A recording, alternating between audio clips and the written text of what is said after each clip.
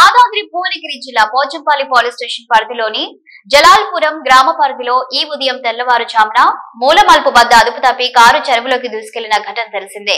మృతి చెందిన యువకులు ఎల్బీ నగర్ కి చెందిన వారుగా గుర్తించిన పోలీసులు మృతి చెందిన యువకులు హైదరాబాద్ ఎల్బీ నగర్ కు చెందిన వంశీ, దినేష్, హర్ష, బాలు, వినయ్ గా గుర్తించారు. ప్రమాదం నుంచి బయటపడ్డ మణికంఠ మృతుల తల్లిదండ్రులు మాకు అసలు విషయం తెలియదని ఫోటోలను చూసి కన్నీరు మున్నీరుగా విలపిస్తున్నారు. అయితే ఇక్కడ ఉన్నా మమ్మీ వస్తున్నాను అన్నాడు. సరేనే అని చెప్పేసి ఏ టైంకి రాత్రి 3 o'clock ఫోన్ చేసిన నేను. నైట్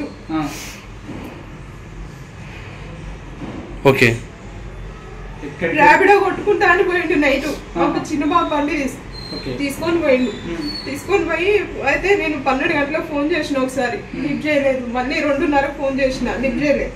ఇక 3 గంటలకు ఫోన్ చేసి మాట్లాడి మమ్మీ వస్తున్నా అన్నాడు. ఇక్కడ పక్కన గల్లీలు ఉన్నా వస్తున్నా అంటే నువ్వు ర్యాపిడ్ ఆఫ్ చేసుకొని నైట్ ఏం చేస్తున్నావు ఇంటికి రా అని చెప్పి అన్న. అంటే వస్తున్నా మమ్మీ నువ్వు వండుకో అని చెప్పి నాకు మెసేజ్ కూడా చేసిండు వాట్సాప్ లో. నేను 500 కొట్టినా నీకు, నేను వస్తున్నా మమ్మీ అని నాకు మెసేజ్ కూడా చేసిండు. అబ్బాయి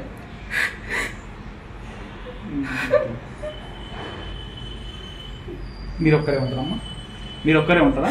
నేను మా 2 బాబులు ఉంటాం. ఓకే సార్ లేడు. ఈయన ఏం చేస్తారు అసలు? వర్క్ ఏం చేస్తారు అబ్బాయి?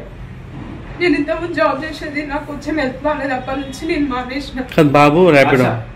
హర్ష ఏం చేస్తారు? పాపు హర్షవర్ధన్ ఆయన పేరు. హర్షవర్ధన్ ర్యాపిడో నడుపుతారా? ర్యాపిడో నడపడు ఆయన. ఓకే. అయితే ఇప్పించిన నేను ఒక 3-4 months బ్యాక్. అయితే ఆ బండి కుదబెట్టిండు, ఈఎంఐ కట్టలేక కుదబెట్టిండు. సరేలే కట్టుకుంటాడేమో అని చెప్పేసి నేను కూడా ఏమంటే అది ఈ నెల ఈఎంఐ కట్టలేదు, మళ్ళీ బండి ఫైనాన్స్ వాళ్ళు వస్తారా అని అన్నందుకు సరే మమ్మీ తమ్ముడిది ర్యాపిడో కొట్టుకుంటా అని అన్నాడు. సరే కొట్టుకోరా అని అన్నా. మొన్న నైట్ పోయిండు. మొన్న నైట్ పోయి కొట్టలేదు. కొట్టకుండా తెల్లారి వచ్చిండు. 8 గంటలకు వచ్చి 7 కూర్చుండు. నేను అక్కడ పూజ చేస్తున్నా, వచ్చి నాకేం చూసిండు పూజ చేస్తున్నా అని ఏం మాట్లాడి ఇన్నే కూర్చొని ఏడుస్తుంటే నేను పూజ చేసుకొని వచ్చిన. ఏమైంది పప్పు, ఎందుకు ఏడుస్తున్నావు అని అడిగితే మమ్మీ ఏం లేదు అని అన్నాడు. అంటే ఏమైంది చెప్పు, ఎందుకు ఏడుస్తున్నావు, నువ్వు ఎప్పుడు లేని ఎందుకు అంతగానే ఏడుస్తున్నావు అడిగి నేను ఆడ నిలబడ్డ వాడు కూర్చున్నాను. నన్ను వచ్చి గట్టిగా పట్టుకొని ఏడ్చిండు. ఏడవగానే ఎందుకు ఏడుస్తున్నారా అని అడిగితే మమ్మీ నీకు 3 కొడుకులు కదా, నీకు 2 కొడుకులు, నేను లేను మమ్మీ నన్ను మర్చిపో అని చెప్పి అన్నాడు. అంటే ఎందుకు అంత మాట అంటున్నావు అని ఏడిస్తే మమ్మీ నాకు గోల్ వేరే ఉంది, నేను రీచ్ అవ్వలేకపోతున్నా. నా గోల్ అంటే ఎగ్జామ్లో ఒక్కసారి పాస్ ఏదైతే మళ్ళీ రాయడానికి ట్రై చేస్తాను. నా జీవితం కూడా అంతే. నువ్వు ఎందుకంత బాధపడుతున్నావు, నేను దేనికి నేను ఇబ్బంది పెడతలేదు కదా, తమ్ముడు చేస్తుండు, నేనేదో చేస్తున్నా, మనకు నడిచిపోతుంది అని చెప్పి నేను మాట్లాడినా. సరికి ఏడ్చిండు ఇక్కడే పడుకుండు. నేను ఆ పని చేసుకున్నా. లే ఇక్కడికి దేవుడు లోపల పండుకోపోవాలన్నా, లేదంటే ఇక్కడ పండుకో అంటే లేదని అన్నే పన్నాడు. వాడమన్నాక మళ్ళీ 11 గంటలకి నేనే లేపిన. మా చిన్న బాబు 11 గంటలకు పోతాడు. పోయేటప్పుడు లేపి లోపల పండుకో అని చెప్పి లేపంగానే లేచి లోపల పండుకొని 7 గంటలకు లేచిండు. నిన్న లేపంగా అన్న కూడా తినమని చెప్పిన లేవలే, ఏడుచుకుంటే అంటే పడుకుంటు. అయితే ఏమైంది నీ బాధ చెప్పుకుంటే నీ బాధ పోతుంది, ఏమైందిరా ఏదైనా అమ్మాయి విషయం అంటే లేదు మమ్మీ అని చెప్పాను. సరే చెప్పట్లేడు కదా, తర్వాత ఆడే నిమ్మలంగా వెనక చెప్తాడని నేను అట్లా ఊకున్నా. 7 గంటల లేచినాక అన్నం తింటావా అంటే నేను తినాను అని అన్నాడు. పోయిండు, ముఖం కడుపుండు. అయితే వాళ్ళ తమ్ముడు వచ్చిండు. తమ్ముడు రాగానే బంటాలను తీసుకుని మమ్మీ నేను రాములో పోతున్నా అని చెప్పి అని అన్నాడు. సరే నువ్వు 12 గంటల వరకు కొట్టుకొని వచ్చేసేయి, ఎక్కువ తిరగకు పోలీసులు కూడా పట్టుకుంటారు అని చెప్పి అన్నాడు.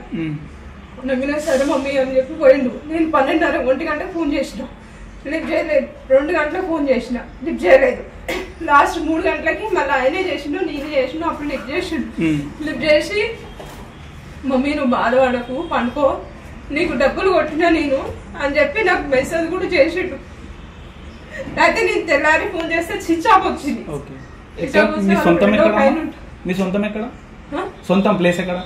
సొంతం ఇక్కడే మాది, ఇక్కడే కానీ మాకు 3 హౌస్ లేదు, అమ్మేసుకున్నాం.